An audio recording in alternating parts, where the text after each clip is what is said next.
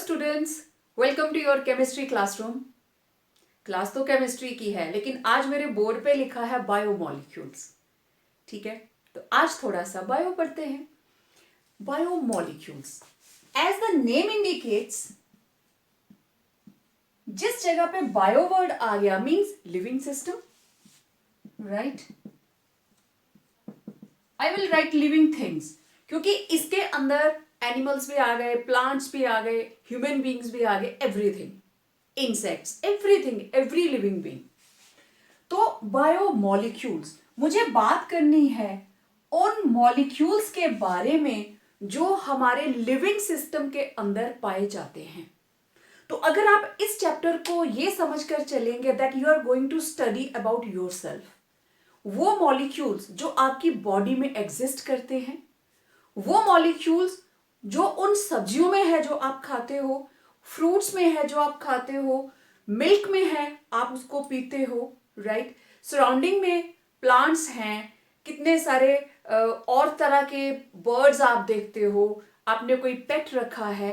तो जितना भी living system that surrounds you, that is having biomolecules. बहुत छोटी सी बात है। अब देखो, लाइफ जब स्टार्ट होती है, there are two partners, right? Male and female. Now either they may be plants, they may be insects, they may be animals, they may be human beings. Nature के अंदर लाइफ को आगे लेके जाने के लिए, लाइफ को सस्टेन करने के लिए, the process of reproduction is the basis of biodiversity, right. तो उसके अंदर हमारे पास दो कंपोनेंट रहते हैं, एक मेल और एक फीमेल। अब अगर मैं ह्यूमन बींग्स की बात करूं, मेल पार्टनर से जो सेल आता है दैट इज कॉल्ड स्पर्म, और फीमेल से जो सेल आता है that is called egg. Human beings के अंदर जो क्रोमोसोम नंबर है दैट इज 23 पेयर्स। 23 पेयर्स का मतलब टोटल 46 क्रोमोसोम्स, राइट। क्रोमोसोम्स जिनके ऊपर हमारे जीन्स रहते हैं, पहनने वाली जीन्स नहीं, हमारे जीन्स जो हमारे कैरेक्टरिस्टिक्स, हमारे फिनोटाइपिक रेशो को डिसाइड करते हैं, है ना। अब फिनोटाइप का मतलब, अब जैसे ये मेरा थंब है, राइट, ये बड़ा ज्यादा पीछे को नहीं जा रहा है ना, this is non hitch hiker. कुछ लोगों के थंब बहुत पीछे तक चले जाते हैं। अभी आप लोग जो वीडियो देख रहे हो, अपना अपना थंब चेक कीजिए, कईयों का तो बिल्कुल ऐसे पीछे तक ऐसे करके दिखाई देता है, ठीक है। तो दैट इज हिच हाइकर। बहुत से जो बॉयज हैं जो हमारे वीडियो को देख रहे हैं, आप जरा अपने बालों का स्टाइल चेक कीजिए। कुछ बच्चों का हेयर स्टाइल ऐसे होगा लेफ्ट से राइट की तरफ, कुछ का वर्ल राइट से लेफ्ट की तरफ, ठीक है। तो all things are controlled by genes. आंखों का रंग, किसी का भूरा है, किसी का नीला है। अब हर कोई ऐश्वर्या राय तो हो नहीं सकता, किसी का ग्रीन भी होगा, राइट। तो आंखों का रंग that is also decided by genes, genes control करते हैं। आपकी age that is also controlled by genes, और वो जीन्स कहां रहते हैं, उन जीन्स का घर कहां पे है, दैट इज क्रोमोसोम्स। आपने अपनी 10th की बुक में देखा होगा, इनका स्ट्रक्चर इस तरीके से होता है, ठीक है। सेंट्रोमियर होता है सेंटर में, और ये पूरे का पूरा क्रोमोसोम ऐसे। और ये पेयर्स की बात कर रही हूं मैं, 23 पेयर्स, 46 क्रोमोसोम। ये अगर कट जाता है तो 23 अलग हो गए, 23 अलग हो गए। जब ये अलग हुए इट इज कॉल्ड एन, और ये क्या है 2n। इसको हम बोलते हैं डिप्लॉयड, और सिंगल एन जो है that is called haploid. Clear. अब देखिए, दोनों के पास, मेल और female means father and mother, दोनों के पास there are having 23 pairs. 23 pairs means it is having 2n number, it is having 2n number. लेकिन जब गैमीट्स बनते हैं, इस सेल के अंदर आएगा n नंबर, इस सेल के अंदर आएगा n नंबर, राइट। और sperm it is having a tail, आपने बहुत सारी डॉक्यूमेंट्रीज देखी होंगी। And egg it is having, जैसे आप लोगों ने आप लोग एग खाते भी हैं, बिल्कुल उसी तरीके से देखो, एग हर animal, insect, human beings, egg shed तो होता ही होता है। आपने और कोई नहीं देखा, आपने मुर्गी का एग तो देखा है, बाहर शेल है, प्रोटीनिक पार्ट है जो व्हाइट पोर्शन है, अंदर उसके फैट रहता है, ठीक है। वो तो वो मटेरियल है, जब चिक डेवलप करेगा तो वो उसको यूज करेगा, ठीक है। एग, उसके अंदर एक छोटा सा पोर्शन रहता है जिसके अंदर क्रोमोसोम्स रहते हैं। उसी तरीके से ह्यूमन बींग्स का एग इतना स्मॉल होता है that it is not possible to see with naked eyes. आप उसको बिना माइक्रोस्कोप के नहीं देख सकते, सो स्मॉल इन साइज। तो एन नंबर, ये एग फीमेल से और स्पर्म मेल से, दोनों का जब फ्यूजन हुआ, ये एन ये एन, फ्यूजन के बाद it is a new cell, fertilisation हुई, इस प्रोसेस को बोलते हैं फर्टिलाइजेशन, राइट। और फर्टिलाइजेशन के बाद ये हो गया अगेन 2n। अब देखो n नंबर मतलब 23 क्रोमोसोम्स फादर से आए और 23 क्रोमोसोम मदर से आए, ठीक। इसीलिए जो भी ऑफस्प्रिंग होगा, सन और डॉटर, उसके अंदर 50% कैरेक्टर उसके फादर के हैं, 50% कैरेक्टर उसकी मदर के हैं, राइट। इसके बारे में हम और डिटेल लेंगे जब हम डीएनए की बात करेंगे। तो यहां मैं सिर्फ बायोमोलिक्यूल्स तक पहुंचने की कोशिश कर रही हूं। Life starts from a single cell. अब ये कंप्लीट एक सेल बन गया। ये सेल 1 से 2 बनेंगे, माइटोसिस होगी, मियोसिस होगी, 2 से 4, 4 से 8, 8 से 16, 16 से 32। जैसे ही 32 सेल स्टेज आएगी, डिफरेंशिएशन स्टार्ट हो जाएगी, फिर वो छोटा सा एम्ब्रियो बनेगा, देन ग्रोथ विल स्टार्ट। मेरा कहने का मतलब life starts from a single cell. तो जो भी एनिमल सेल है that is the basic unit of life, basic unit of life. कौन? सेल। सेल के अंदर होता है न्यूक्लियस। अब एनिमल सेल की सारी प्रॉपर्टीज आपको याद आएंगी। इसके अंदर होती हैं गोल्जी बॉडीज, इसके अंदर होते हैं लाइसोसोम्स, इनके अंदर होता है एंडोप्लाज्मिक रेटिकुलम, ठीक, ईआर, ये 2 तरह का होता है, रफ एंड स्मूथ। इसके अंदर होते हैं छोटे छोटे राइबोसोम्स, ठीक है। एंडोप्लाज्मिक रेटिकुलम के साथ अगर राइबोसोम्स लग जाते हैं it is called rough endoplasmic reticulum, और अगर नहीं लगते हैं तो इट इज स्मूथ। इसके अलावा और बहुत सी हमारे पास ऑर्गेनेलीज होती हैं सेल के अंदर। We are having mitochondria which is called powerhouse of cell. Mitochondria के अंदर रेस्पिरेशन होती है। Respiration it is not just intake of oxygen and exhaling carbon dioxide. Actually जो भी इसका ग्लूकोज का मॉलिक्यूल ब्रेक डाउन करता है वो आपकी पूरी बॉडी के एक एक सेल में ब्रेक डाउन करता है। हर सेल के अंदर माइटोकॉन्ड्रिया है। माइटोकॉन्ड्रिया इज पावर हाउस, सिर्फ उसी के अंदर वो ग्लूकोज बर्न करेगा और आपकी बॉडी को एनर्जी देगा। तो इस तरीके से अब ये तो हो गई इसकी ऑर्गेनेलीज। ये किससे बनी हुई है? Cell membrane. सेल मेम्ब्रेन के अंदर लिपिड्स, प्रोटीन्स, ठीक है, देन कार्बोहाइड्रेट्स, इसमें ग्लूकोज आ रहा है, carbohydrates, okay, lipid, protein, carbohydrates, ठीक। इसके अलावा न्यूक्लियस के अंदर क्या है? न्यूक्लिक एसिड्स, ठीक है, आप जानते हो इनको, डीएनए, आरएनए, डिटेल में बात करूंगी इन सब के बारे में मैं। अब ये मेरे पास वो मॉलिक्यूल्स आ गए जो इस एक सेल के अंदर हैं, और यही सेल आपकी पूरी बॉडी को बनाता है। इट मींस ये सारे के सारे बायोमॉलिक्यूल्स आपकी बॉडी में है, हर सेल में है, आपकी बॉडी के हर पार्ट में है। लिपिड्स की कॉम्पोजिशन, कार्बन, हाइड्रोजन, ऑक्सीजन, ठीक है। प्रोटीन के अंदर कार्बन, हाइड्रोजन, नाइट्रोजन, सल्फर।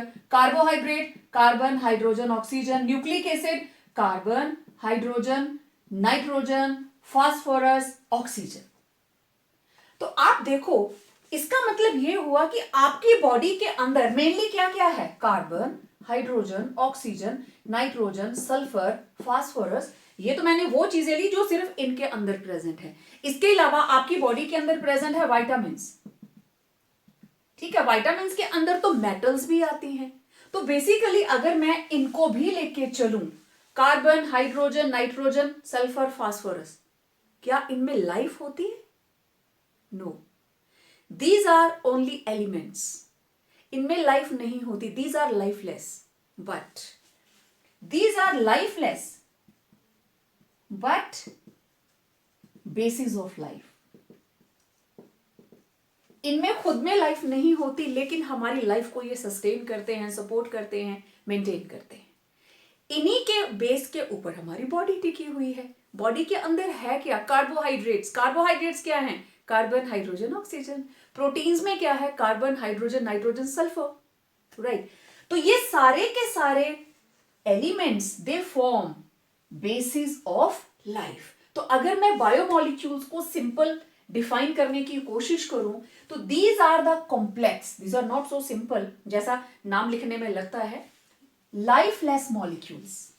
इनमें अपनी लाइफ नहीं होती. They don't have their life, which build up living organisms and are required for their growth and maintenance and ability to reproduce.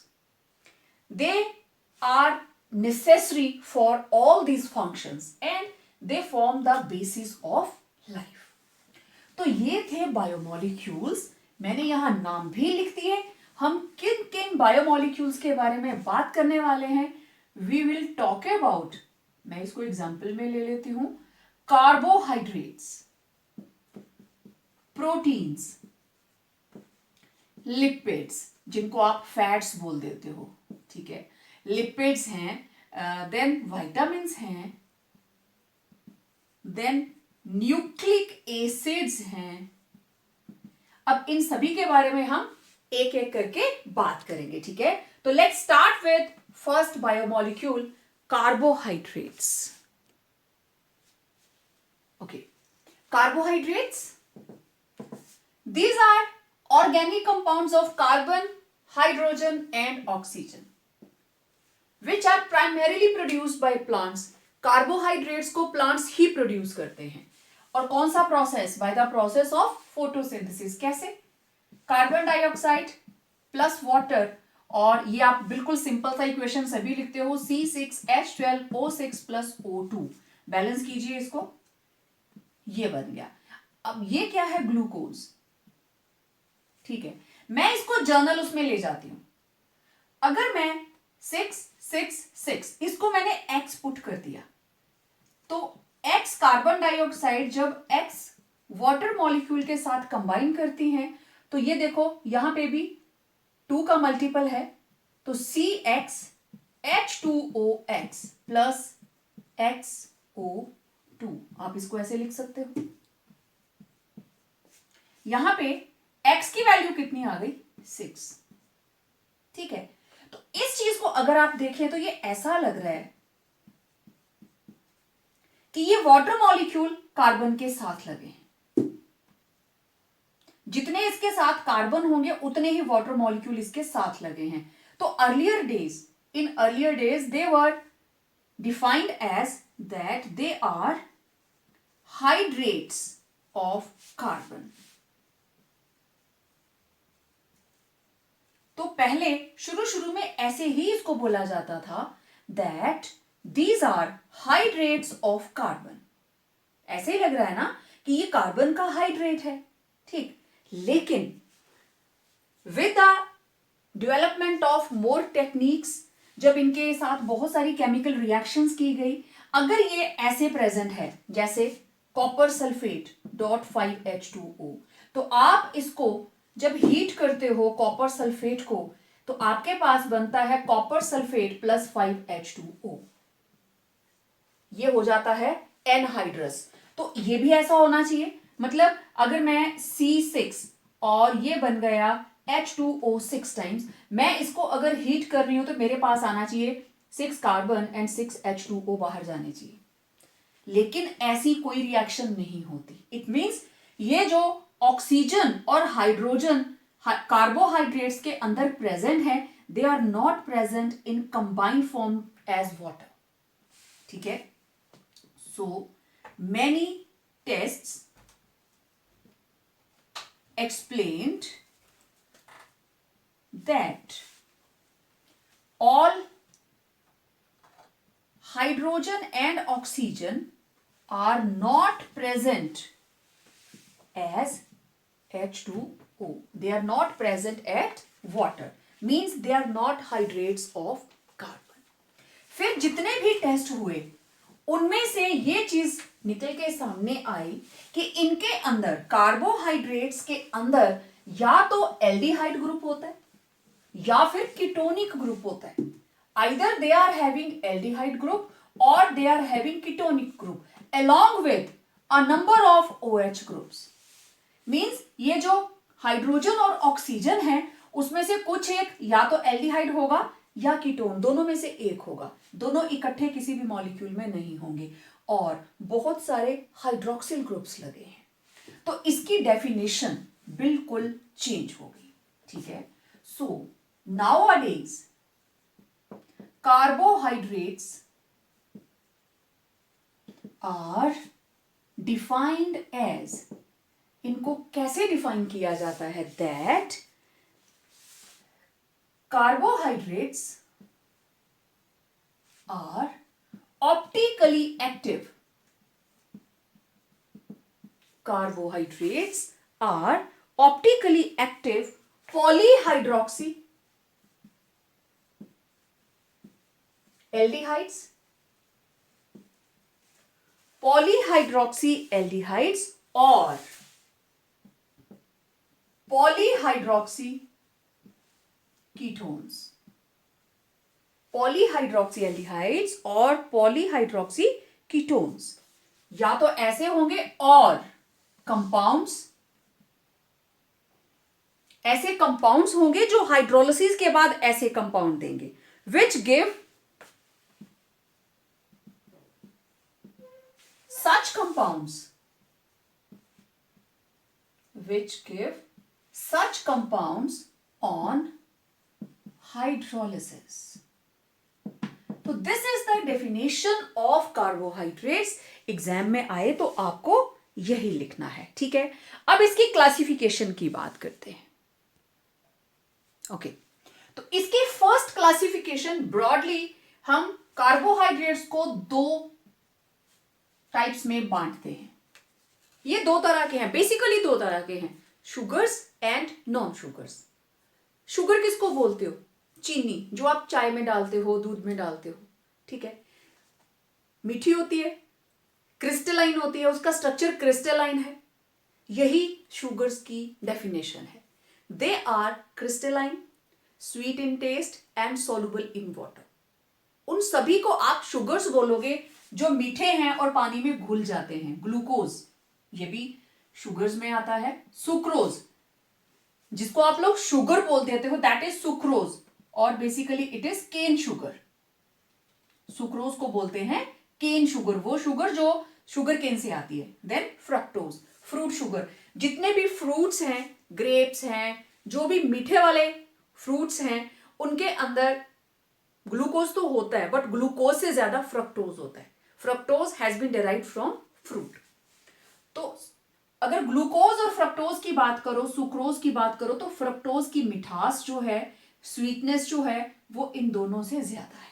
Fructose is more sweeter than glucose and sucrose. और non sugars इसका बिल्कुल उल्टा. ये crystalline है तो they are amorphous, ये sweet है तो दे आर टेस्टलेस और insoluble in water. Starch, cellulose, would लकड़ी. लकड़ी खाने में कैसी होती है? टेस्टलेस. पानी में घुलती है क्या? नहीं घुलती है. तो cellulose is the best example. Cotton is the best example of cellulose, right. तो ये थी ब्रॉड इसकी classification, sugars and non sugars. Well, classification of carbohydrates on the basis of different classes.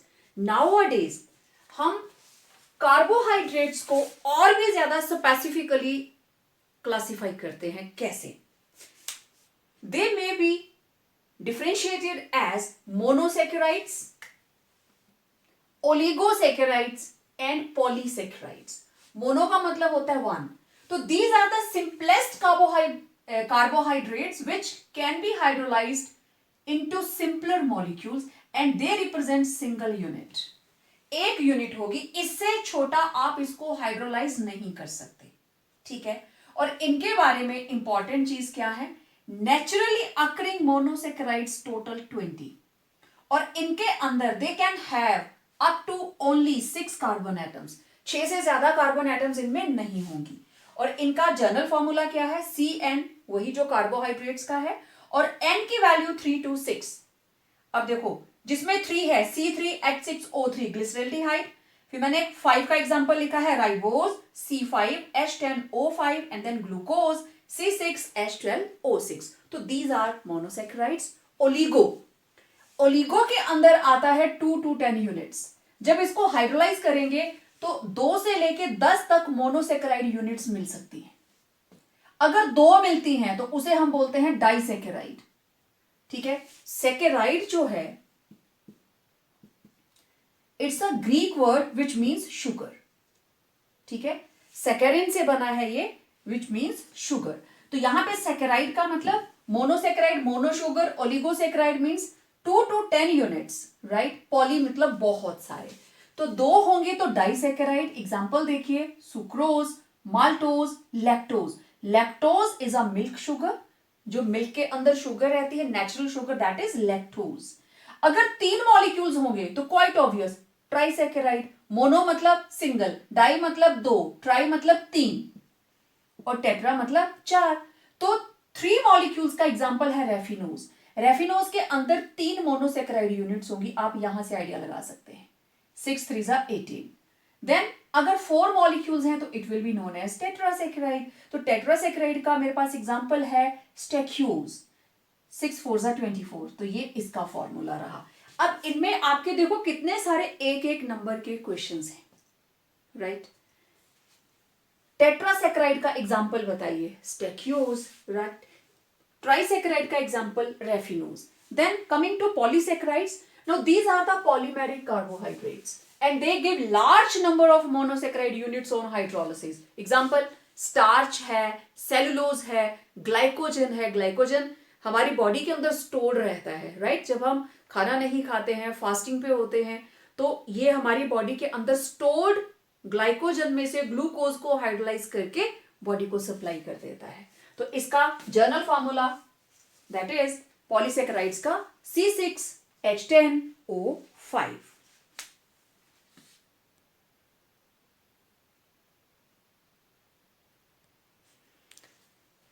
अब बात करते हैं मोनोसेक्राइड्स की। पहले ब्रॉडली देखते हैं मोनोसेक्राइड्स कितनी तरह के हैं। तो बेसिकली आप इनको 2 टाइप्स में बांट सकते हो, एल्डोजेस एंड कीटोजेस। एल्डोजेस का मतलब एल्डिहाइड, इनके अंदर फंक्शनल ग्रुप होता है aldehyde, means these are polyhydroxy aldehydes. और कीटोजेस, इनके अंदर होता है ketonic group, means these are polyhydroxy ketones, right. अब aldoses they contain an aldehydic group, और आपको पता है एल्डिहाइड ग्रुप हमेशा एक एंड पे होता है, means this group will be always at C1। तो ये मैंने 4 एग्जांपल्स लिखी हैं। ये कार्बन नंबर 1, तो आंखें बंद करके आप यहां पे एल्डिहाइड का ग्रुप लगा दीजिए, क्योंकि ये चारों एग्जांपल्स किनकी हैं, एल्डोजेस की। ठीक है, अब एल्डोजेस के अंदर अगर 3 कार्बन्स हैं तो इट विल बी एल्डोट्रायोजेस। अगर 4 है तो टेट्रोजेस C4। अगर 5 है तो एल्डोपेंटोजेस। अगर 6 है तो एल्डोहेक्सोजेस। सिंपल। कई बार बच्चे बहुत कंफ्यूज होते हैं, इसका क्या नाम, इसका क्या नाम, फॉरगेट दैट। 3 कार्बन एल्डोजेस, 3 है तो एल्डोट्रायोजेस। ठीक है, एल्डो के आगे आप उसका नंबर बता देंगे, एल्डोटेट्रोजेस, एल्डोपेंटोजेस, एल्डोहेक्सोजेस। तो 3 कार्बन के लिए अब ये आपके पास रहा पॉलीहाइड्रोक्सी है, ओके। तो ये देखो, एक OH, एक H, OH H, और इस कार्बन के साथ भी H H OH। देख लिया मैंने कैसे लिखा। अब जितने भी आप कंपाउंड्स लिखोगे लास्ट वाले पे क्या आएगा, CH2OH। तो मैं इसको अलग अलग ना लिखकर I will write as CH2OH, right. इसमें भी लास्ट वाले के ऊपर, चलो पहले इसकी बात करते हैं। तो ये रहे 3 carbon, this is C1, C2, C3 और इसका नाम क्या है? This is glyceraldehyde. अब एल्डोटेट्रोजेज 4 कार्बन्स के 2 एग्जांपल्स हैं, इरिथ्रोज एंड थ्रियोज। ठीक है, थ्रियोज। तो C1 के ऊपर CHO ग्रुप और लास्ट वाले के ऊपर क्या आएगा? CH2OH, total 4 carbons. ठीक है, तो एक बार OH इधर, एक बार OH इधर, तो ये बन गया स्ट्रक्चर ऑफ इरिथ्रोज और थ्रियोज, दोनों का स्ट्रक्चर सेम। अच्छा, अब देखो इस कार्बन के साथ चारों तरफ अलग अलग कंपाउंड्स लगे हैं, it means it is optically active. इसके साथ ऐसा नहीं है, इसके साथ भी ऐसा नहीं है, क्योंकि दो तरफ हाइड्रोजन। ये भी ऑप्टिकली एक्टिव नहीं है, दिस इज नॉट कायरल, क्योंकि दो तरफ इसके हाइड्रोजन है। लेकिन इस कार्बन के चारों तरफ अलग कंपाउंड, इस कार्बन के चारों तरफ अलग कंपाउंड, तो इसके पास ऑप्टिकली एक्टिव कितनी कार्बन्स हैं? 2, इसके पास 1। अब देखते हैं एल्डोपेंटोसिस। अगेन लास्ट में आप लगा देंगे CH2OH, yes it is visible, last में लग जाएगा CH2OH। अब देखो इधर H, इधर OH, इधर OH, इधर H, इधर OH, इधर H, बन गया स्ट्रक्चर। अब ये स्ट्रक्चर किस किस का है? Ribose, arabinose, xylose and lyxose, LYXOSE। तो दिस इज एल्डोपेंटोसिस। ठीक है, अब देखते हैं इसके अंदर optically active, optically active, optically active.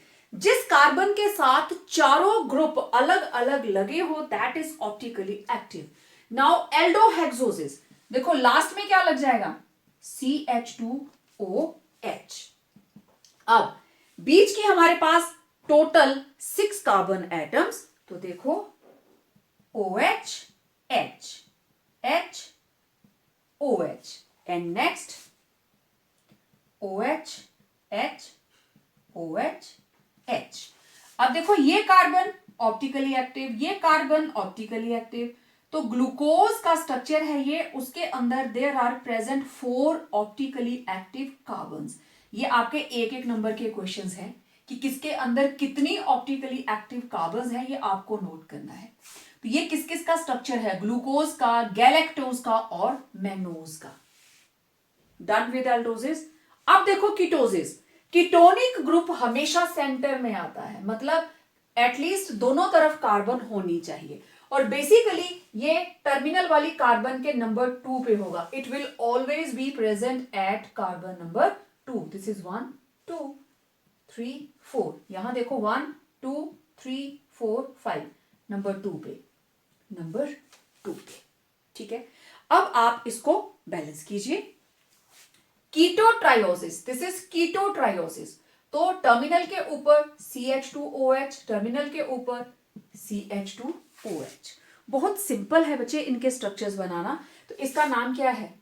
Ketone है, कौन सा? Acetone, 3 carbon. ठीक है, 1 2 3, दोनों तरफ CH3 होता तो इट वॉज एसीटोन। अब दोनों C के ऊपर क्या लगा है? CH2OH, this is dihydroxy ketone. ठीक है, you can write it, dihydroxy acetone. कौन सा कीटोन है ये? एसीटोन। डन। अब नंबर 4 है ketotrioses. Now example of ketotrioses, this is erythrulose, erythrulose, और इसका स्ट्रक्चर देखिए, it is also very simple. CH2OH, terminal वाले लिख लीजिए CH2OH, OH और H। अब देखो इसके अंदर यहां पे कोई भी कायरल कार्बन नहीं है, लेकिन यहां पे एक आ गई, this is 1 chiral carbon, optically active. Next ketopentoses, this is ketopentoses, 5 carbon, ribulose and xylulose, ये उसके एग्जांपल्स हैं। टर्मिनल के ऊपर CH2OH, टर्मिनल के ऊपर CH2OH। Now we are left with only 2 carbons and this is OH, OH, H, H। तो इसके अंदर आप देखो there are present 2 chiral carbons. Now we are left with ketohexoses, there are present 6 carbon atoms. तो यहां लग गया CH2OH, यहां लग गया CH2OH। अब हमारे पास सिर्फ 3 कार्बन बची हैं, तो H OH OH OH H H। तो ये इसके अंदर टोटल 6 में से 3 कार्बन हैं विच आर ऑप्टिकली एक्टिव। अब ये आपके एल्डोजिस और कीटोजिस के डिफरेंसेस भी हो गए, उनकी एग्जांपल्स भी होगी, एंड टाइप्स ऑफ मोनोसेक्राइड्स भी हो गया। So have a screenshot quickly. Okay, अब देखो एक और बहुत important question, what is D and L designation? जब आप लिखते हो small L and small D and small L, it means dextro, this means levo, means this compound is rotating the plane polarized light to the right side, this is rotating the plane polarized to the left side। तो D को हम positive बोलते हैं, L को हम negative बोलते हैं, ठीक है। तो स्मॉल t के साथ तो आप सिर्फ डेक्स्ट्रो और लीवो रोटेटरी बताते हो, उनकी ऑप्टिकल एक्टिविटी बताते हो, बट कैपिटल D और कैपिटल L का क्या मतलब है? देखो, ये है हमारे पास लास्ट कायरल कार्बन जो कि प्रेजेंट है किसके साथ? CH2OH के साथ। A molecule is assigned D configuration if OH group attached to the last chiral carbon adjacent to CH2OH group, adjacent to CH2OH group and last chiral carbon। अगर ये है राइट हैंड साइड पे, OH on right hand side, so this is D, and if OH is on left hand side,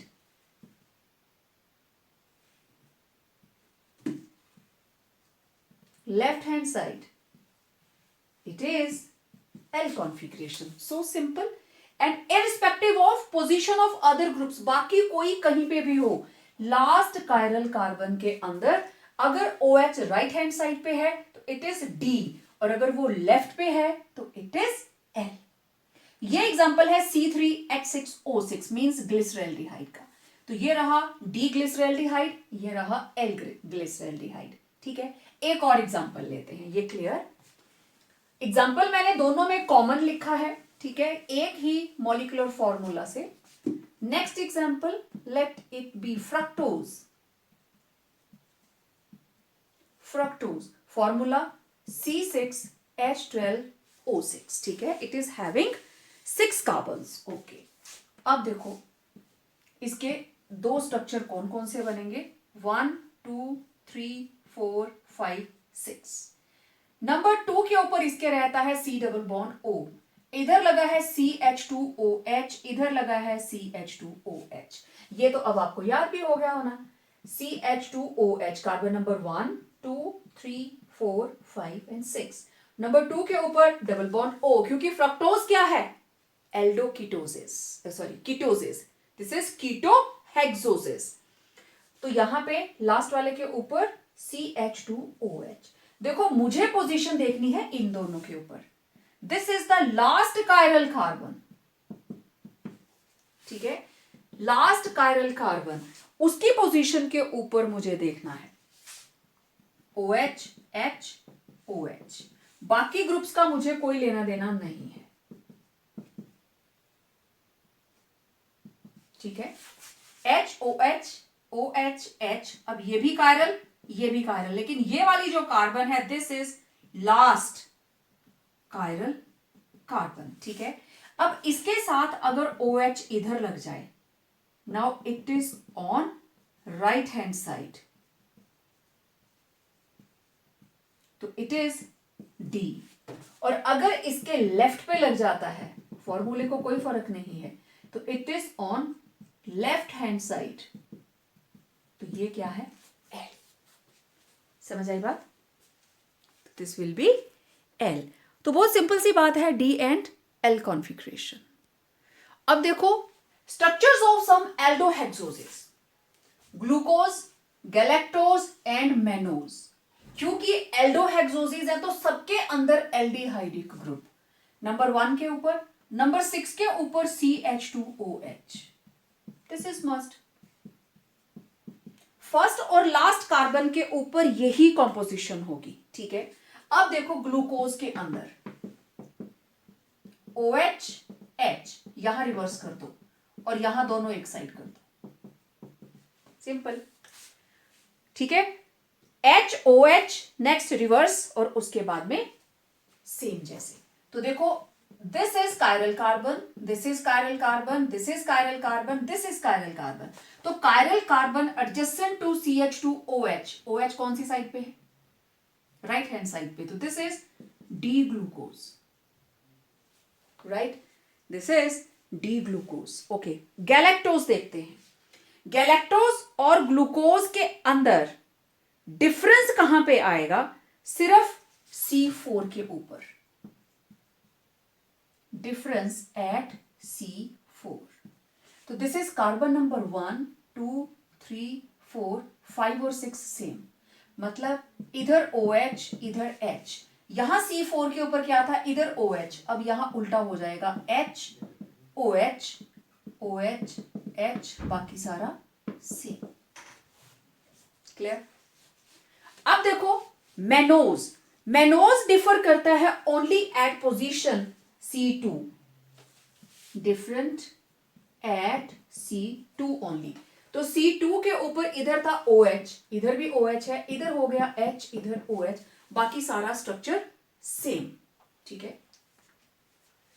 तो ये आ जाएगा हमारे पास OH OH H H OH H, ठीक है।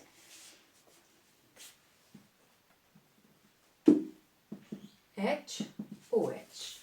तो अगर आप ग्लूकोज के साथ difference at C4 with respect to glucose, again with respect to glucose, तो दीज आर द स्ट्रक्चर्स, मिलते जुलते स्ट्रक्चर्स हैं ग्लूकोज, गैलेक्टोज एंड मेनोज।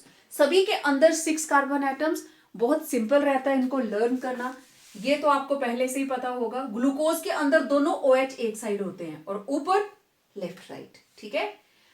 अब देखते हैं इनके साइक्लिक स्ट्रक्चर्स। चलिए अब बनाते हैं साइक्लिक स्ट्रक्चर ऑफ ग्लूकोज, ठीक है। आपने अपनी बुक्स के अंदर ऐसा स्ट्रक्चर बना हुआ देखा होगा, बेंजीन टाइप, ठीक है। अब देखते हैं ये स्ट्रक्चर तक कैसे पहुंचेंगे हम। ये मेरे पास ग्लूकोज का सिंपल स्ट्रक्चर, यहीं से मैं आपको अल्फा और बीटा ग्लूकोज का डिफरेंस भी बताने वाली हूं, राइट। अब देखो होता क्या है, this is carbon number 1 and this is carbon number 5। यहां पे हेमीएसिटल बनेगा C1 एंड C5 के बीच में। ये बॉन्ड इधर शिफ्ट हुआ, इसके ऊपर आया डेल्टा नेगेटिव चार्ज, इसके कार्बन के ऊपर डेल्टा पॉजिटिव, यहां से निकला H पॉजिटिव, किसके पास जाएगा? ऑब्वियसली ऑक्सीजन के पास, और ये ऑक्सीजन इसके ऊपर रह गया डेल्टा नेगेटिव चार्ज, तो ये किसके पास जाएगी? कार्बन के पास, ठीक है। अब ध्यान से देखना, सेम स्ट्रक्चर मैं यहां बना चुकी हूं। लास्ट में क्या लगा है? CH2OH। कार्बन नंबर 1 इधर लगा है H और यहां अब क्या बन गया? OH। और कार्बन नंबर 1 और 5 दोनों के बीच में ब्रिजिंग किसकी हो गई? ऑक्सीजन की, सिंपल। अब बाकी क्या बचा? OH H OH, इधर H हो जाएगा, इधर OH इधर H, बन गया साइक्लिक स्ट्रक्चर। अच्छा, दोनों में डिफरेंस, पॉसिबिलिटी ये है, ये C डबल बॉन्ड O इधर को है, अगर ये C डबल बॉन्ड O मैं इधर को बना दूं, कोई फर्क नहीं। डिफरेंस क्या आएगा? सिर्फ इतना, बाकी सारा स्ट्रक्चर सेम।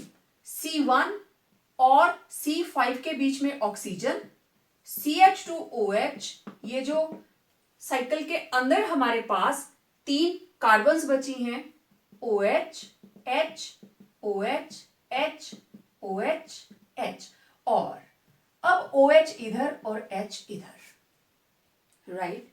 अब ये OH on C1 is on left hand side, और उधर देखिए OH, it is OH on C1 is at right hand side. ठीक है, और यहां पे कहां था, OH राइट पे था ना, तो this is alpha D glucose. जब ये राइट हैंड साइड पे है दिस इज कॉल्ड अल्फा. जब ये लेफ्ट हैंड साइड पे ये वाला ग्रुप आ जाता है, लेफ्ट हैंड साइड पे ये वाला ग्रुप है राइट हैंड साइड पे, तो this is beta D glucose. Simple. तो इसको मैं थोड़ा सा ऊपर करके लिख देती हूं. It is beta D glucose. ठीक है, इसको मैं सिंपली लिखूंगी डी ग्लूकोज, क्योंकि अभी इसमें अल्फा बीटा डिफरेंशिएट नहीं हुआ. अब इसको साइक्लिक फॉर्म में लिखते हैं. ठीक है, ये रहा ऑक्सीजन 1 2 3 4 5 एंड 6.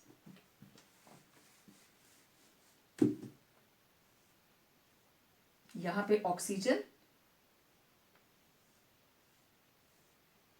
ठीक है, अब देखो ये है कार्बन नंबर 1 2 3 4 5 एंड 6.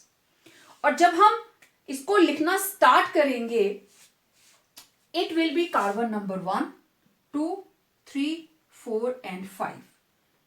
ओके, तो हर कार्बन की 4 वैलेंसीज होंगी, मैंने लिख ली.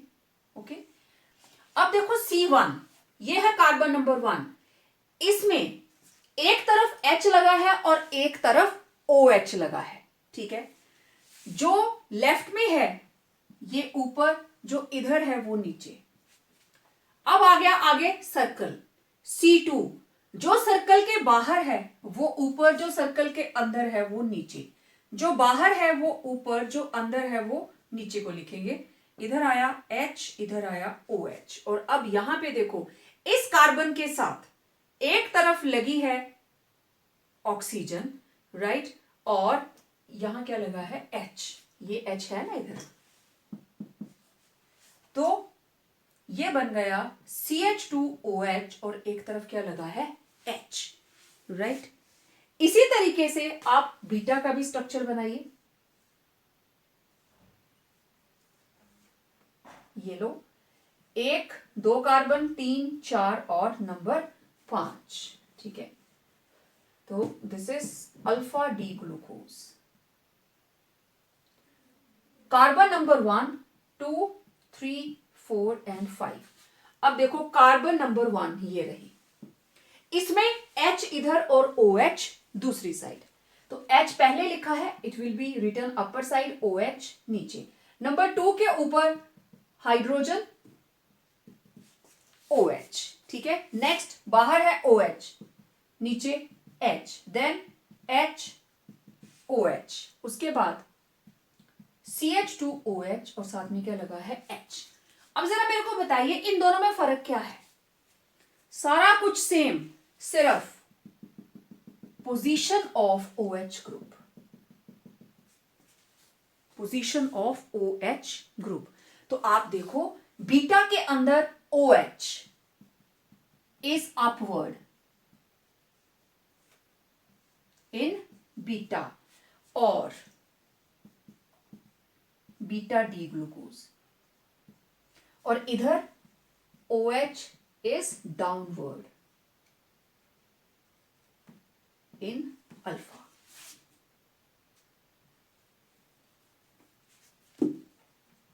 Alpha D glucose. तो इस तरीके से हम ग्लूकोज का साइक्लिक स्ट्रक्चर बनाते हैं. ठीक है, बहुत सिंपल है, कोई रट्टा मारने की जरूरत नहीं है. अल्फा और बीटा ग्लूकोज के अंदर फर्क सिर्फ इतना है OH का, क्योंकि ये OH 2 तरीके हो सकते हैं, या तो राइट में जाएगा या लेफ्ट में. अगर लेफ्ट में जाएगा तो अपवर्ड लिखा जाएगा, क्योंकि जो इधर है वो ऊपर लिखा जाएगा, और अगर वो राइट में जाएगा तो वो डाउनवर्ड लिखा जाएगा. Next, one more important question, what is mutarotation. देखो इसके अंदर एक वर्ड है muta. It has been derived from a Latin word muto which means to change. Muto means to change.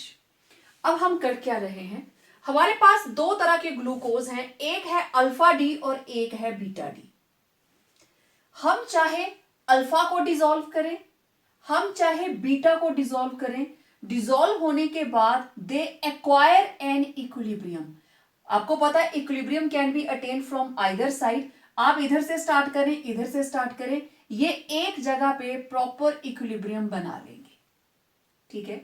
They slowly converted into another form, alpha वाला beta में convert होना शुरू हो जाएगा और बीटा वाला अल्फा में, और इक्विलिब्रियम कब आएगा, जब अल्फा 36 रहेगा और ये 64, ऑटोमेटिकली स्पॉन्टेनियसली। तो जब हम अल्फा को डिसॉल्व करते हैं तो स्पेसिफिक रोटेशन, आपको पता है ऑप्टिकली एक्टिव सब्सटेंसेस हैं, स्पेसिफिक रोटेशन फॉल्स, कम हो जाती है जब तक उसकी वैल्यू कितनी हो जाए, अ कांस्टेंट वैल्यू 52.5। और अगर हम बीटा फॉर्म को डिसॉल्व करते हैं तो स्पेसिफिक रोटेशन की वैल्यू बढ़ना शुरू हो जाती है, कहां तक, 52.5, क्योंकि दोनों तरफ से ही इक्विलिब्रियम आएगा। ये है अल्फा डी ग्लूकोज, ये है बीटा डी ग्लूकोज, और ये रहा इक्विलिब्रियम मिक्सचर। और आपको पता है इक्विलिब्रियम मिक्सचर के अंदर अल्फा कितना है 36% और बीटा कितना होगा 64%, ऊपर आपने लिखा है। तो ये इक्विलिब्रियम मिक्सचर बन गया, ओके। अब ऐसा यहां पे क्या हुआ, this is specific rotation, alpha से हम नोट करते हैं स्पेसिफिक रोटेशन, ठीक, डी ग्लूकोज की 298 केल्विन टेम्परेचर के ऊपर, और वो है plus 111, means it is dextrorotatory, right, plus का मींस डेक्स्ट्रो रोटेटरी, ये प्लेन ऑफ पोलराइज्ड लाइट को राइट साइड में रोटेट करता है। और उधर देखो बीटा, बीटा की अपनी वैल्यू कितनी है, प्लस 19.2। तो जब इनको डिसॉल्व किया तो अल्फा डी की वैल्यू फॉल होनी शुरू हो जाएगी, इट स्टार्ट्स फॉलिंग, 111 से हो गई 52.5, और ये बढ़ना शुरू हो गई 19.2 से बढ़कर हो गई 52.5। क्यों हो गई, क्योंकि अब ये बन गया इक्विलिब्रियम मिक्सचर, और इस इक्विलिब्रियम मिक्सचर की अल्फा डी जो है at 298 Kelvin temperature, it is a constant value of plus 52.5, ठीक है। बस इतनी सी ही बात है। The spontaneous change in specific rotation, change in specific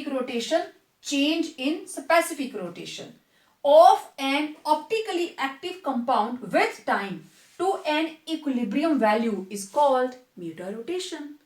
या तो फॉल करेगी या राइज करेगी, कहां तक, up to an equilibrium mixture having a constant value, it is known as mutarotation. Next fructose के बारे में अब हम बात करेंगे, फ्रक्टोज के स्ट्रक्चर के बारे में बात करेंगे। देखिए सुक्रोज की अगर हम हाइड्रोलिसिस करते हैं, हाइड्रोलिसिस ऑफ सुक्रोज, तो हमें मिलेगा ग्लूकोज एंड फ्रक्टोज, ठीक है। तो फ्रक्टोज का एक सोर्स सुक्रोज भी है अलोंग विथ फ्रूट्स, फ्रूट्स में तो ये पाई ही जाती है, उसके अलावा सुक्रोज में भी मिलती है, ठीक है। कोई भी डाइसेकेराइड जो हाइड्रोलिसिस करके फ्रक्टोज देगी, that is source of fructose. अब देखो एक सुक्रोज का मॉलिक्यूल टूटा तो उसमें से एक ग्लूकोज और एक फ्रक्टोज का बना, दोनों बराबर, तो वो solution having equal molecules of D glucose and D fructose is called invert sugar. तो हम सुक्रोज की हाइड्रोलिसिस के बाद जो सॉल्यूशन बनेगा that is known as invert sugar, right, for example sucrose. तो ये जो इक्विमोलर मिक्सचर है this is known as invert sugar. अब हम फ्रक्टोज के जो हमारे पास स्ट्रक्चर है उसकी बात करते हैं। इसका ओपन चेन स्ट्रक्चर, फिर साइक्लिक बनाते हैं। Total 6 carbons, 1 2 3 4 5 6। इसके ऊपर CH2OH, नंबर 2 के ऊपर कीटोन, क्योंकि दिस इज कीटोहेक्सोज। लास्ट वाले के ऊपर CH2OH। Now we are left with only these 3 carbons, तो they are having OH OH H OH H H. This is the structure of fructose. ठीक है, अब जो साइक्लिक स्ट्रक्चर है दो तरह से बनेगा. एक 1 2 3 4 5 एंड 6. एक बनेगा C2 एंड C6 के बीच में जब ये फ्री स्टेट में है, और दूसरा बनेगा C2 एंड C5 के बीच में जब ये कंबाइंड स्टेट में आएगी. ठीक है, दोनों ही स्ट्रक्चर्स बना के देखते हैं. Now cyclic structure of fructose कहां से कहां? 1 2 3 4 5 एंड 6. C2 C6 ये ग्रुप तो ऑब्वियसली पार्टिसिपेट करेगा, और OH कहां से आएगा? यहां से. ठीक है, अब देखो मैंने इसको ऐसे खोल के लिख दिया. यही था ना CH2OH. ओके, और इधर CH2OH. फ्रक्टोज के अंदर यहां होता है H, इधर OH, और इधर दोनों तरफ OH. ठीक है, अब देखो इधर डेल्टा नेगेटिव, कार्बन के ऊपर डेल्टा पॉजिटिव, यहां से निकला H पॉजिटिव और ये चला गया ऑक्सीजन के पास. इस ऑक्सीजन के ऊपर O नेगेटिव, तो ये जुड़ जाएगा जाके कार्बन के साथ. तो देखो यहां CH2OH, इधर CH2OH. ठीक है, अब इस कार्बन के साथ इधर क्या बन गया? OH. इसका क्या बन गया? OH. ठीक है, और कार्बन नंबर 3, ये कार्बन नंबर 2 और 6 दोनों के बीच में आ गई ऑक्सीजन. ये ऑक्सीजन इन दोनों के बीच में ब्रिजिंग. अंदर कितने कार्बन है? 3. तो देखो यहां पे OH H OH H OH H, और इसके साथ क्या लगे हैं? 2 H. ठीक है, अब ये OH है राइट हैंड साइड पे. ओके, अब देखो दूसरा स्ट्रक्चर OH हम लगा देंगे इस, और बाकी स्ट्रक्चर C2 एंड C6 के बीच में ऑक्सीजन, बाकी सारा same. H H OH OH H OH H and H. Done. अब जिसमें OH group right hand side पे गया, this is again alpha D fructose, and इधर लेफ्ट हैंड साइड पे this is beta D fructose.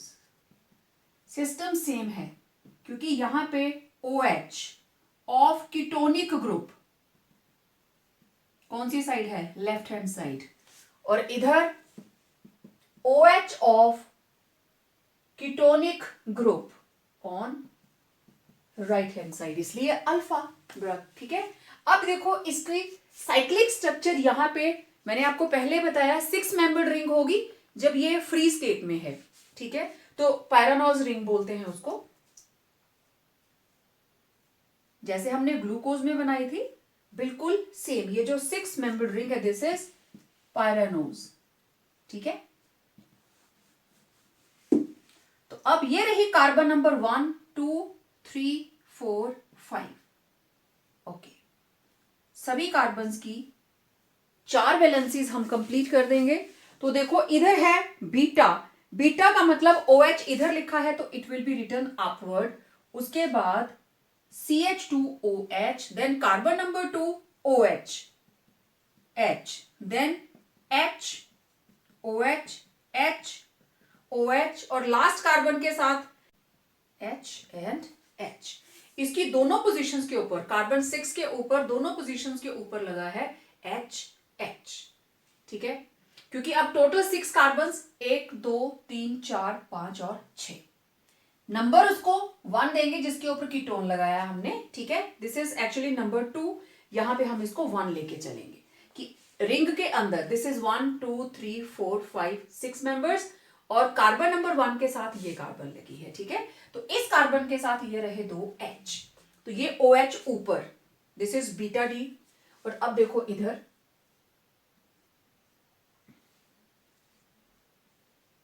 Again this is carbon number 1, इसके CH2 पहले लिखा है CH2OH और ये रहा OH.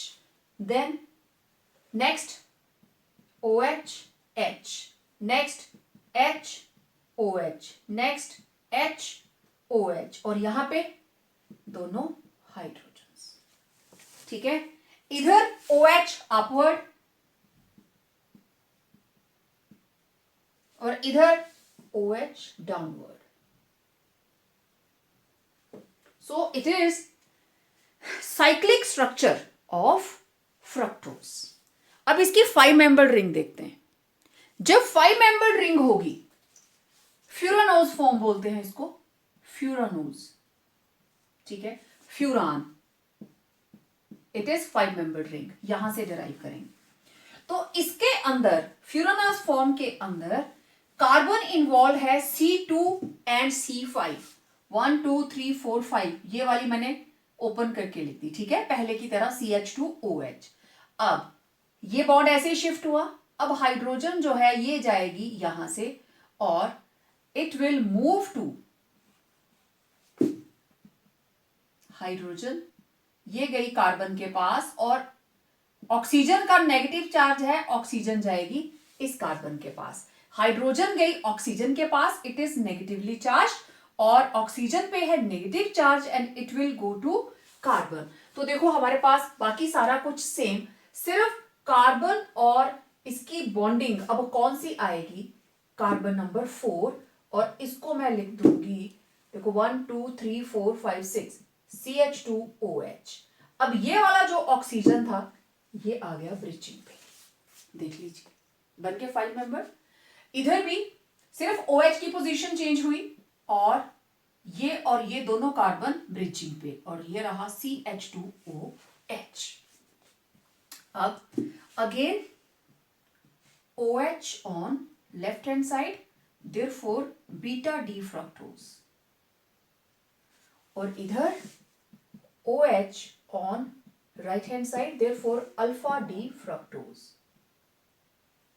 अब इनकी 5 मेंबर्ड रिंग बना देते हैं.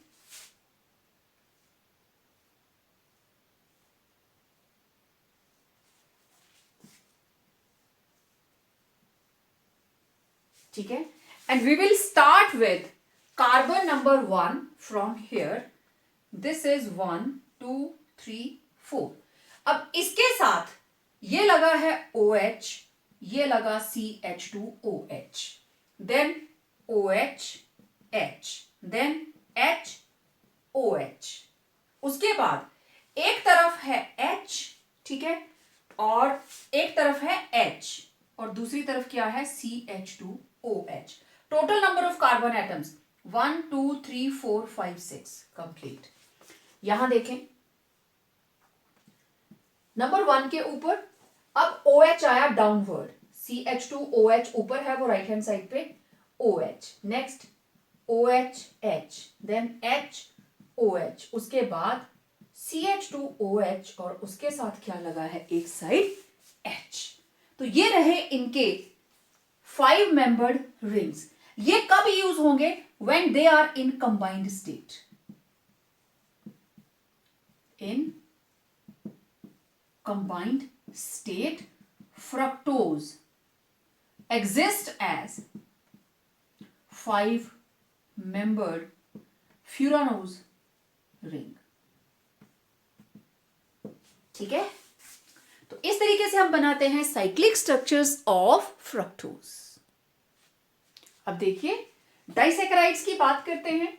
डाइसैकेराइड्स में सबसे simple disaccharide is sucrose, C12H22O11. और आपको पता है सुक्रोज की अगर हम हाइड्रोलिसिस करते हैं it form two monosaccharides that is D glucose and D fructose. ठीक है, अब the solution containing equal number of molecules of D glucose and D fructose, उसको क्या बोलते हैं, invert sugar. Now what is the meaning of invert sugar, आपको पता होना चाहिए. What is inversion reaction, question ऐसे ही आएगा. इन्वर्जन रिएक्शन में आप ये बताएंगे सुक्रोज कन्वर्ट हो गया ग्लूकोज और फ्रक्टोज में. सभी की स्पेसिफिक रोटेशन लिखिए. सुक्रोज की है 66.5 पॉजिटिव, अल्फा डी ग्लूकोज की होती है 52.5, आपको पता है, इक्यूमोलर मिक्सचर बन जाता है। और अल्फा डी फ्रक्टोज ये है लीवोरोटेटरी विद -92.4। तो ओवरऑल नेट क्या बना, शुरुआत की थी हमने 66.5 से, ये खत्म, डेक्स्ट्रो से स्टार्ट किया और ओवरऑल हमारे पास माइनस का 92.4 प्लस का 52.5, तो नेट क्या आया -39.9। You started with dextro and you ended with levo. So there is change in specific rotation from dextro to levo. Positive से negative हो गया, invert हो गया. This is called inversion reaction. The change in specific rotation of sugar from dextrorotatory to levorotatory after hydrolysis is called inversion reaction. Disaccharides. Di का मतलब two components. तो देखो ये तीनों का फॉर्मूला सेम, C12H22O11। सुक्रोज की हाइड्रोलिसिस होती है, it gives 2 unit, one is glucose and other is fructose. Maltose देता है दोनों ही ग्लूकोज के मॉलिक्यूल्स अल्फा डी, और lactose is a milk sugar, और ये देता है beta D galactose and beta D glucose, right. एक चीज मैंने आपको बतानी थी, एनोमर्स। What are anomers? एक नंबर का क्वेश्चन मैंने किसी पेपर में पढ़ा था, एनोमर्स क्या होते हैं। देखो अल्फा और बीटा फॉर्म्स आप किसी की भी ले लो, अब मैं सारे स्ट्रक्चर्स नहीं बनाऊंगी, ग्लूकोज की बात करते हैं, 1 2 3 4 5 एंड 6, 1 2 3 4 5 एंड 6, ठीक है। यहां पे OH और इधर लग गया H, इधर लग गया OH और इधर लग गया H, ठीक है। C1 और C5 के बीच में लग गई ऑक्सीजन, यहां लग गया CH2OH, CH2OH, C1 और C5 के बीच में ऑक्सीजन, और we are left with these two, यहां पे OH H, then OH H OH H, ऐसे ही था, OH H OH H OH H। अब मेरे को एक चीज बताइए, इन दोनों स्ट्रक्चर के अंदर डिफरेंस सिर्फ यहां पे है, एक में राइट साइड एक में लेफ्ट साइड। जिसमें राइट साइड को गया that is alpha D glucose, जिसमें लेफ्ट में आया it is beta D glucose. ये दोनों आइसोमर तो हैं, these are isomers but not enantiomers, enantiomers नहीं है। इनेंशियोमर्स क्या होते हैं? Non superimposable mirror images.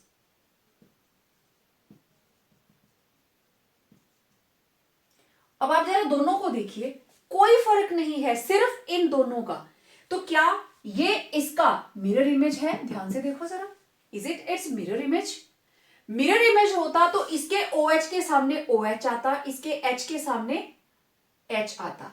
आप समझ सकते हो मिरर इमेज का मतलब कि अगर ये मैंने लिखा है B तो आपको B ऐसे नजर आता है ना। तो ये दोनों ही एक दूसरे के मिरर इमेजेस नहीं है। तो एनोमर्स क्या हैं? Isomers which are not enantiomers, which are not enantiomers are called anomers। तो ये है ग्लूकोज के दो एनोमर्स अल्फा एंड बीटा। ऐसे ही फ्रक्टोज के भी दो anomers alpha and beta. Clear? अच्छा, अब मैं थोड़ी देर के लिए आपको इसका मिरर इमेज बना के दिखाने लगी कि अगर ये मिरर इमेज होता तो किस तरीके से होता। पहली चीज तो ये थी कि ये वाला बॉन्ड इधर को आ जाता, शीशे में ऐसे दिखाई देता, इधर OH तो इधर भी OH, और ये H इधर चला जाता, इधर H और इधर OH हो जाता, इधर H इधर OH और ये H इधर चला जाता। ये बन गई मिरर इमेजेस। लेकिन फिर तो ये गड़बड़ हो गई, ठीक है ना। तो आप समझ गए एनोमर्स क्या है? Isomers which are not enantiomers. अब देखिए स्ट्रक्चर्स ऑफ डाइसैकेराइड्स, तो पहले हम बात कर रहे हैं सुक्रोज की। सुक्रोज के अंदर होते हैं 2 यूनिट, एक रहता है अल्फा डी ग्लूकोज और फ्रक्टोज का रहता है बीटा डी फ्रक्टोज। ठीक, ये मैंने दोनों लिख लिए। अब दिस इज अल्फा, इसका CH2, alpha D glucose OH, it is downward. ठीक है, अब देखिए यहां से H और इधर से OH, ठीक, ये आपस में कंबाइन किए, माइनस हो गया वाटर। अब ये दोनों आपस में जुड़ जाएंगे, देखना, और इधर ये रही इसकी रिंग और ये रही इसकी, ये दोनों आपस में इस तरीके से जुड़ गए। यहां लगा है H, इधर लगा है CH2OH। बाकी सारी पोजीशंस आप अपने प्रीवियस स्ट्रक्चर को देख के भर सकते हैं। This is H and CH2OH। ठीक है, ऐसे ही ग्लूकोज में देखो, इधर है H, इधर है OH, CH2OH H, then OH H, H and OH, and this is the structure of sucrose. अब ये जो लिंकेज आई दो मोनोसेकेराइड्स के बीच में, this is known as glycosidic linkage. ठीक है, the linkage between two monomer units और two monosaccharides is known as glycosidic linkage. ठीक है, इस लिंकेज को हम बोलते हैं glycosidic linkage. Same maltose, maltose के अंदर होते हैं 2 अल्फा डी ग्लूकोज। जब ये टूटता है, अभी मैंने आपको बताया था, तो ये देखो यहां से वाटर रिमूव्ड। बस अब इनको क्लोज करके लिख दीजिए। तो मैं पहले इन दोनों का रफ स्ट्रक्चर बना लूंगी। ठीक है, अब ये दोनों आपस में जुड़ गए, अल्फा अल्फा है, इस तरीके से जुड़ेंगे। बाकी सारी जगहों के ऊपर जो जो आपके पास लिखा हुआ है आप उसी को लगाएंगे। जैसे यहां से स्टार्ट करते हैं, H OH, next H OH, next OH H, अब यहां रहा H, CH2OH और इधर रहा H। नेक्स्ट आ जाइए, इधर है H, next H OH OH H, then H OH H CH2OH. This is the structure of maltose. Clear? और इसके अंदर भी क्या आई? Glycosidic linkage. ठीक है, linkage between two different monosaccharides और टू मोनोसेकेराइड्स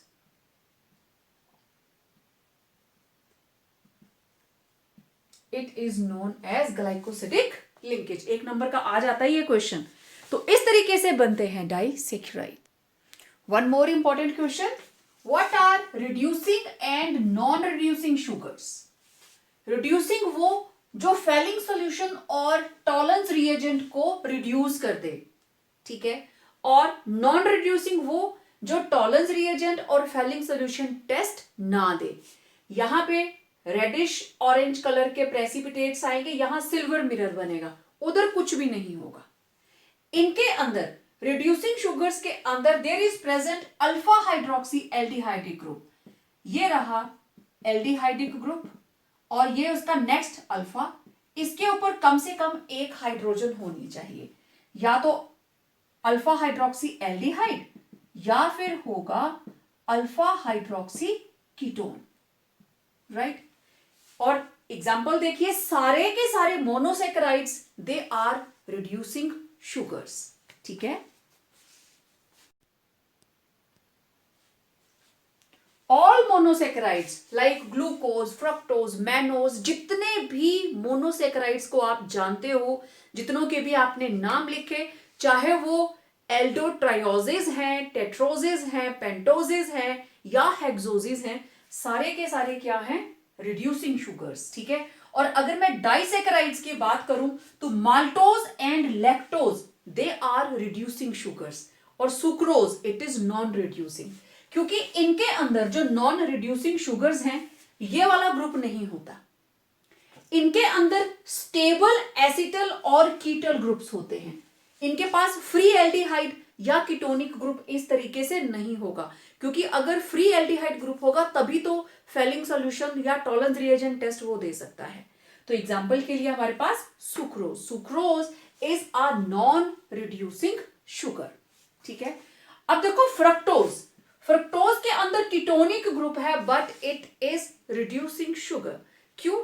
क्योंकि कीटोनिक ग्रुप होने के साथ साथ अल्फा कार्बन के ऊपर OH ग्रुप प्रेजेंट है, right, and it can exist in open chain structure.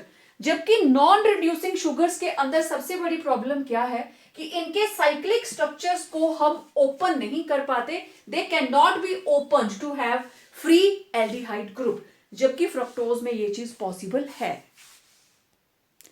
Next polysaccharides, polysaccharides के अंदर आ जाते हैं स्टार्च, सेलुलोज, ग्लाइकोजन, डेक्स्ट्रिन्स, ठीक। तो देखिए starch, cellulose and glycogen, formula सभी का सेम, C6H10O5 एन टाइम्स, सभी का, ग्लाइकोजन का भी सेम फॉर्मूला, ठीक है। पहले स्टार्च की बात करते हैं। आपको पता है starch it is the main storage polysaccharide of plants and dietary source of human beings. हम कितना स्टार्ची फूड खाते हैं, हम पोटैटोज खाते हैं, हम स्वीट पोटैटो खाते हैं जिसको शकरकंदी बोलते हैं, देन हम राइस, व्हीट, मेज, कितने सारे जो भी हमारे फूड का पार्ट है, major source that is starch, ठीक है। Sources rice, wheat, maize etcetera. अब इसकी कॉम्पोजिशन देखिए, इसका monomer, monomer is alpha D glucose, और इसके दो पार्ट होते हैं starch, it has two types, amylose and amylopectin.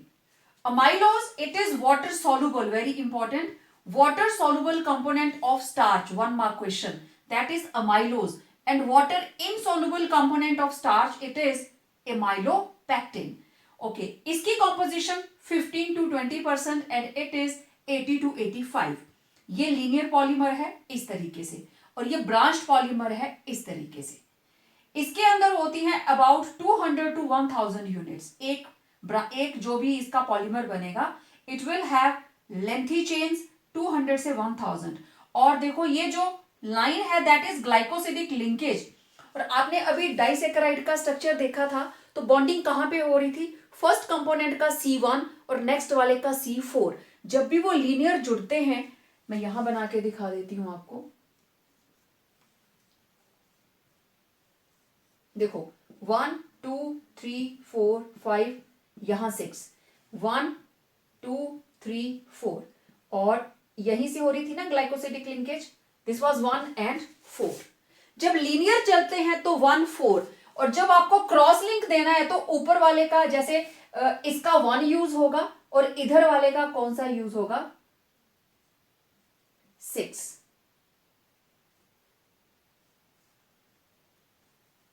ये वाला, ठीक है। तो ब्रांचिंग के लिए C1 C6 चलती है, और जो लीनियर है लीनियर के लिए C1 C4। तो इसमें लीनियर ही रहती है ग्लाइकोसिडिक लिंकेज, तो लिंकेज होती है C1 और C4 के ऊपर, and it consist of large number of short chains, छोटी छोटी बहुत सारी चेन्स इसमें जुड़ जाती हैं। आप कहीं से भी ब्रांच निकाल दीजिए, ऑफ 20 to 30 ग्लूकोज यूनिट, 20 से 30 के बीच में ही यूनिट्स होंगी, छोटी छोटी यूनिट्स मिलती जाएंगी। और लिंकिंग कहां पे होगी, क्योंकि ब्रांच्ड है तो C1 C4 ये लीनियर के लिए, और C1 एंड C6 ब्रांचिंग के लिए जब क्रॉस ब्रांच होगा, ठीक है। देन नेक्स्ट इज सेलुलोज, इसका मोनोमर है बीटा डी ग्लूकोज। ये बहुत जरूरी है, स्टार्च और ग्लाइकोजन दोनों का अल्फा डी ग्लूकोज, लेकिन सेलुलोज का है बीटा डी ग्लूकोज, और इसके अंदर जो ग्लाइकोसिडिक लिंकेज होगी that will be beta glycosidic linkage. और होती कहां पे है, क्योंकि लीनियर मॉलिक्यूल है C1 C4, ठीक है। then it consists of 300 to 2500 units of beta glucose units. तो it is a linear polymer. Then अब आप इसकी इंपॉर्टेंस देखिए, जितना भी टोटल ऑर्गेनिक मैटर है लिविंग वर्ल्ड का 50% से ज्यादा उसमें सेलुलोज है. आप अपने घर में नजर मारिए, लकड़ी का फर्नीचर, एल्मीराज, जहां जहां वुड लगी है सेलुलोज. आप कॉटन यूज कर रहे हो घर पे, सेलुलोज. ठीक है, तो कहां कहां पे कौन सा परसेंटेज देखिए. ड्राई लीव्स के अंदर it is 20 about 10 to 20%, would के अंदर 50% और cotton it has 90% cellulose. It does not reduce falling solution और टॉलरेंस रिएजेंट. ठीक है, दोनों के साथ ही टेस्ट नहीं देता. और सेलुलोज का molecular mass it ranges between done glycogen. Glycogen का monomer unit alpha D glucose and it is also known as animal starch. और मैंने बताया था व्हेन वी आर फास्टिंग तो ग्लाइकोजन हमारी बॉडी में स्टोर्ड रहता है, ब्रेन में, लिवर में. तो जब हमें जरूरत होती है, हम खाना नहीं खा रहे हैं, तो बॉडी से ग्लाइकोजन में से ग्लूकोज के यूनिट्स निकलते जाते हैं और बॉडी को फ्यूल की सप्लाई करते रहते हैं. Then it is branched. Glycogen भी ब्रांच्ड है. ठीक है, लीनियर भी होगा और बीच बीच में ब्रांचिंग भी रहेंगी. लेकिन इसकी ब्रांचिंग एमाइलोपेक्टिन से कम रहती है. ठीक है, branch structure but with shorter length as compare to amylopectin. Amylopectin से छोटा and it has 10 to 14 glucose units. इसके अंदर 10 से लेके 14 तक ही ग्लूकोज यूनिट्स होती हैं. तो ये थे पॉलीसेकेराइड्स. आप देख सकते हो, इसका स्क्रीनशॉट लीजिए, बहुत सारे एक एक नंबर के क्वेश्चंस इसके अंदर हैं. अब देखिए, what is glycosidic linkage? The linkage between to monosaccharide units through oxygen atom is called glycosidic linkage. This is it's definition. ये मेरे पास हैं 2 अल्फा डी ग्लूकोज की units. How they will combine? This is carbon number 1 2 3 4 5 6. This is carbon number 1 2 3 4. इसका 1 और इसका 4, C1 C4 linkage. ठीक है, एक H और एक OH. Water removed. अब मैं यहीं पे अगला स्ट्रक्चर बनाने लगी. वाटर रिमूव हुआ तो अब यहां पे इनके बीच में बॉन्डिंग के लिए क्या बचा? Oxygen. So this is alpha glycosidic linkage. Alpha के बीच में बनी अल्फा ग्लाइकोसिडिक लिंकेज. अल्फा क्यों? इसका OH नीचे था ना, अल्फा. इसका OH नीचे है ना, अल्फा. तो this is alpha glycosidic linkage. अब ये दोनों मैंने बीटा लिखे हैं. Beta glucose, this is beta glucose. Beta D glucose, दोनों ही डी हैं. ठीक है, अब देखिए, ये है C1 और इस वाले का 1 2 3 4 1 2 3 4, दोनों स्ट्रक्चर सेम. लेकिन अब वाटर ऐसे रिमूव हुआ, ये OH ऊपर है, राइट. तो ये लिंकेज किस तरीके से शो होगी? चलो मैं यहां बना देती हूं ऑक्सीजन, और मैं C1 बना रही हूं सिर्फ, बाकी मैं नहीं भरूंगी इनकी जो भी यहां पे लगे हैं. और इधर C4. ठीक, और अब ये इनके बीच में लिंकेज किस तरीके से बनी? क्योंकि ये बीटा है, बीटा ग्लूकोज यूनिट्स हैं दोनों ही. तो इसका OH ऊपर और ये C4 वाले का तो नीचे ही है. देखो नीचे को ही है ना, सेम है दोनों स्ट्रक्चर्स. तो ये किस तरीके से जुड़ेंगे? ये नीचे को बॉन्ड, ये ऊपर को. तो ये लीजिए, इस तरीके से N बन जाता है और यहां पे V बन जाता है और यहां पे N. तो यहां कौन सी लिंकेज हुई? Beta glycosidic linkage. ठीक है, तो this is called glycosidic linkage. So आज के वीडियो में इतना ही. It was all about carbohydrates, their classification and important information which I could gather. So मिलते हैं एक नए टॉपिक के साथ, बात करेंगे प्रोटीन्स के बारे में. Till then, stay home, stay safe and complete your notes.